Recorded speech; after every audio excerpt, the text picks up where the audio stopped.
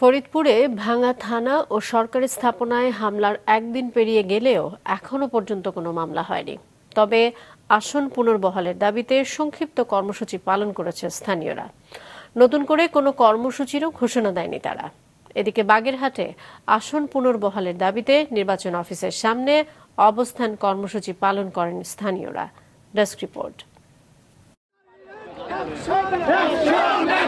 ফরিদপুর ৪ সংসদীয় আসন থেকে ভাঙা উপজেলার আলগী ও হামিরদী ইউনিয়ন ফরিদপুর ২ আসনে যুক্ত করার প্রতিবাদ কর্মসূচির তৃতীয় দিনে সকাল ৬টা থেকে ৯টা পর্যন্ত ঢাকা বরিশাল ও ঢাকা খুলনা মহাসড়কে অবস্থান নেয় স্থানীয়রা।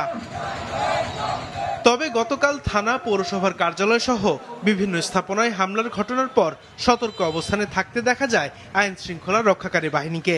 এখানে যারা সাধারণ জনগণ আছেন তাদের নিরাপত্তার জন্য তারা যাতে নিরাপদে থাকতে পারে সেই ব্যাপারে আমরা সচেষ্ট রয়েছি এবং আমরা চাচ্ছি যারা ফ্যাসিস্ট তাদেরকে আইনের আওতায় অবশ্যই আনবো, তাদেরকে গ্রেপ্তার করার জন্য আমি আমার কর্তৃপক্ষকে নির্দেশ দিয়েছি।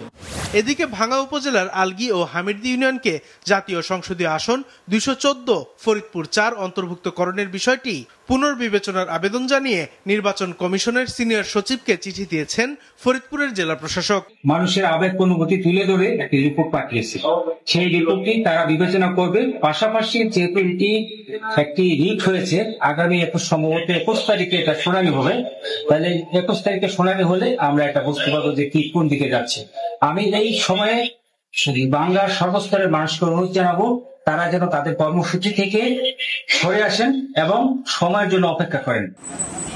বাগেরহাটে সংসদীয় আসন পুনর্বহালের দাবিতে নির্বাচন কমিশন অফিসের সামনে অবস্থান কর্মসূচি পালন করেছেন আন্দোলনকারীরা। সকাল থেকে জেলার প্রতিটি নির্বাচন অফিসের সামনে এই কর্মসূচি পালন করছেন সর্বদলীয় সম্মিলিত কমিটির নেতাকর্মীরা। আমাদের বাগেরহাট জেলার ৯টা উপজেলায় প্রতিটি নির্বাচন কমিশনের অফিসের সামনে আমরা এই অবস্থান কর্মসূচি চালাচ্ছি এবং আমাদের দাবি আদায় না হওয়া পর্যন্ত আমরা কিন্তু আমাদের এই আন্দোলন চলবে। সাথে সাথে আমরা আইনি প্রক্রিয়ার মধ্যেও আছি, আমরা রিট করেছি।